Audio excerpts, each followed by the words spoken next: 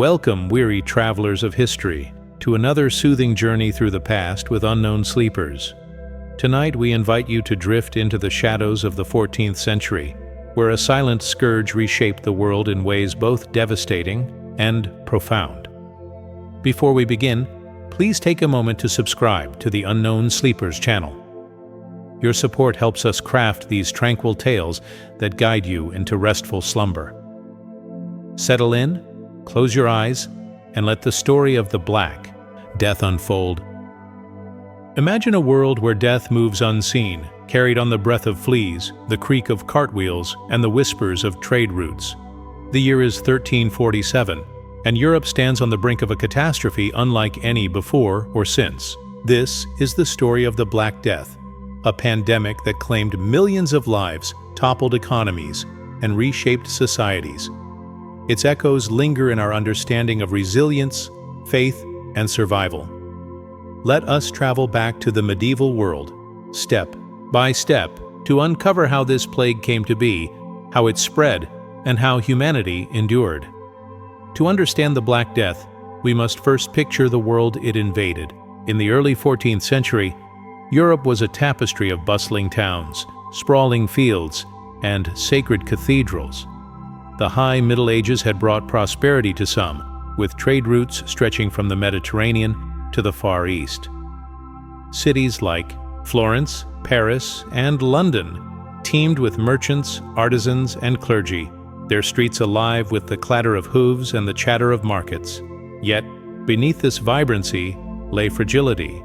Most people lived as peasants, toiling in fields owned by lords, their lives tethered to the rhythms of harvest and hunger. The year 1300 marked a turning point.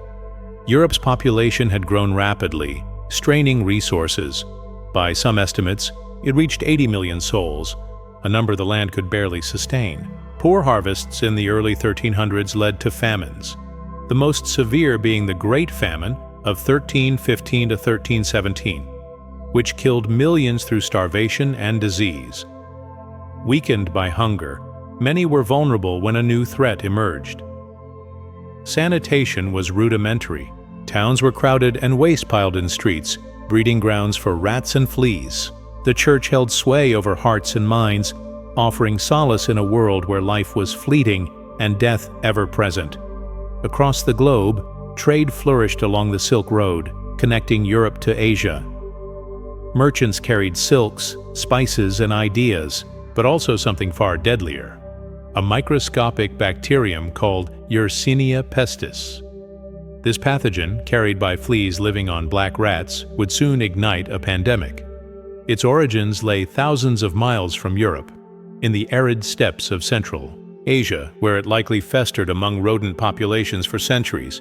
By the 1340s, it was poised to strike, awaiting only the right conditions to leap from animal to human. Let us linger here, in this moment before the storm. Picture a merchant in a bustling port, unloading goods from distant lands. The air is thick with the scent of salt and spice, and rats scurry unnoticed in the shadows. The world is connected, vibrant, and unaware of the calamity about to unfold.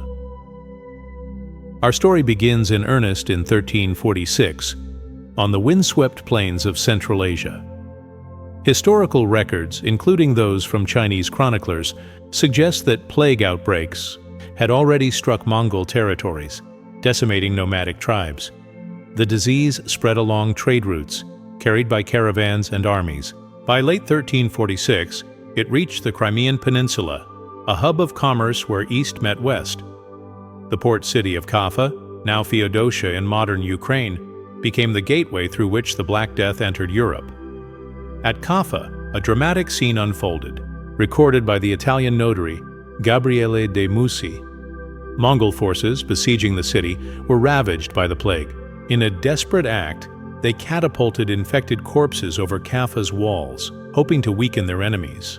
Whether this act spread the disease is debated, but fleas from infected rats likely did. Italian merchants, fleeing the siege, boarded ships bound for Europe, unknowingly carrying the plague. In October 1347, their vessels docked at Messina, Sicily, and the Black Death stepped ashore. The symptoms were horrifying. Those infected developed fever, chills, and painful swellings called buboes, often in the groin or armpits. Dark blotches appeared on the skin, giving the disease its name.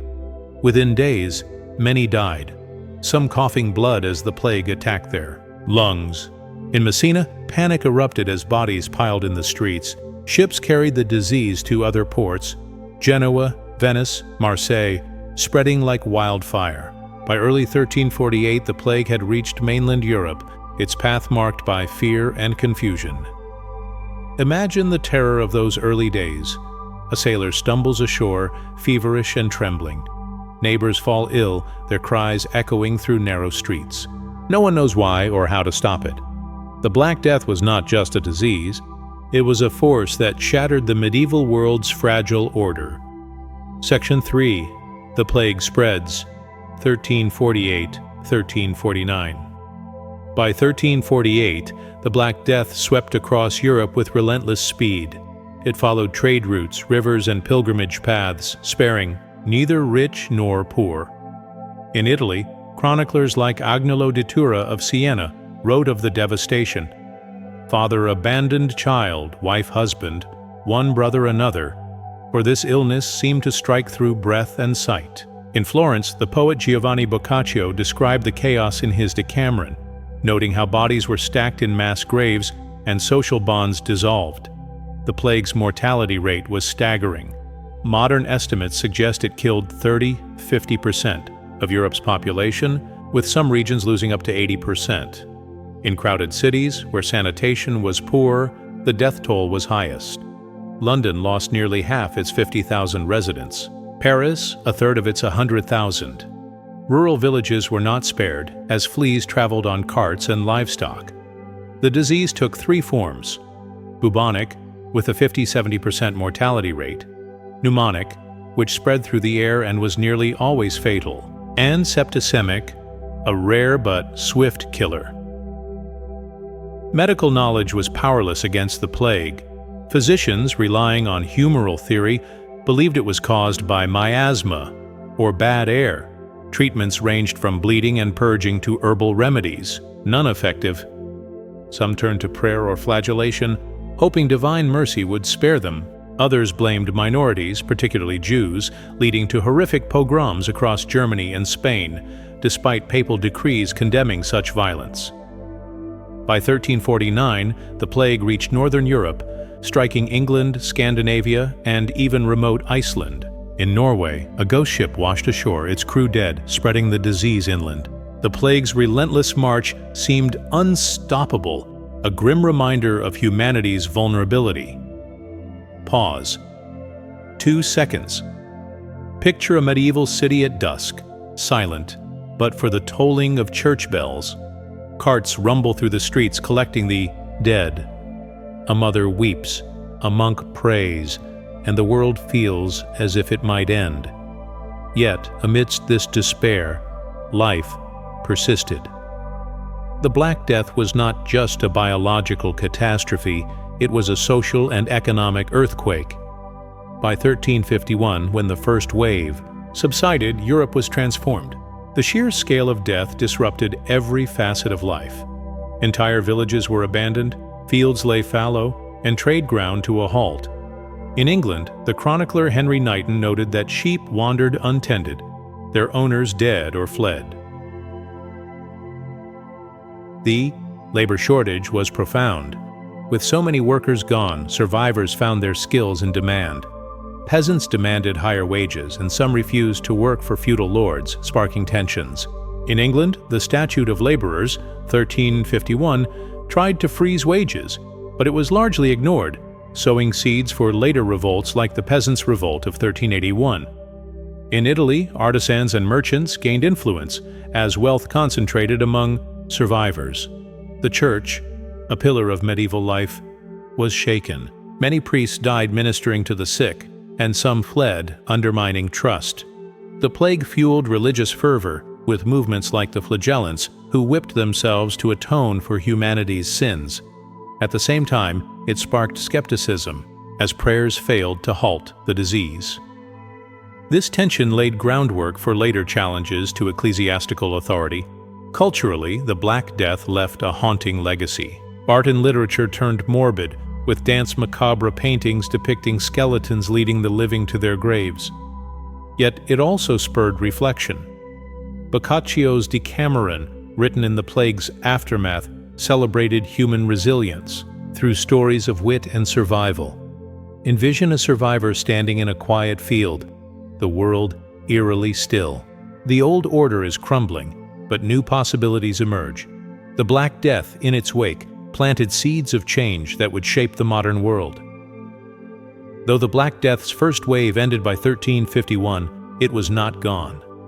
The plague returned in cycles, with later pandemics like the Great Plague of London, 1665-1666, linked to the same bacterium. Each outbreak reinforced lessons learned, the need for quarantine, sanitation, and public health measures. In Venice, authorities established lazarettos, isolation hospitals, a precursor to modern epidemiology. The plague's long-term impact was transformative. The labor shortage accelerated the decline of feudalism, as serfs gained bargaining power. Wages rose and social mobility increased, particularly in Western Europe. The merchant class grew wealthier, fueling the Renaissance, a cultural rebirth, rooted in humanism and inquiry. The Church's weakened authority paved the way for the Reformation in the 16th century. Scientifically, the Black Death remained a mystery until the 19th century, when Alexandra Yersin identified Yersinia pestis. Modern genetic studies, analyzing DNA from plague victims' teeth, confirm its spread from Asia to Europe. Today, the plague is rare, treatable with antibiotics, but it persists in small pockets, a reminder of nature's power. The Black Death also shaped our collective psyche. It taught humanity to fear pandemics, yet also to adapt. Quarantine, contact, tracing, and public health campaigns trace their roots to medieval responses. In 2025, as we reflect on recent pandemics, the Black Death offers perspective. Societies can endure, rebuild, and even transform in the face of catastrophe. Let us pause here. In the quiet aftermath, the world has changed, but humanity endures, carrying lessons from the past into an uncertain future. As we draw our journey to a close, consider the Black Death not as a mere tragedy, but as a turning point. It was a force that broke the medieval world apart, yet also set it on a path toward modernity. From the ashes of despair rose new ideas, new freedoms, and a deeper understanding of our fragility and strength. The plague's shadow lingers in our art, our systems, and our fears, a testament to its enduring impact. Thank you for joining us on this tranquil voyage through history. If this tale has lulled you toward sleep, we've done our part. If you've stayed awake, we hope you found solace in the past's quiet lessons.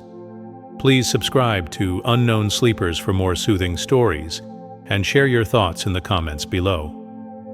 Until next time, rest well and let history guide you into dreams.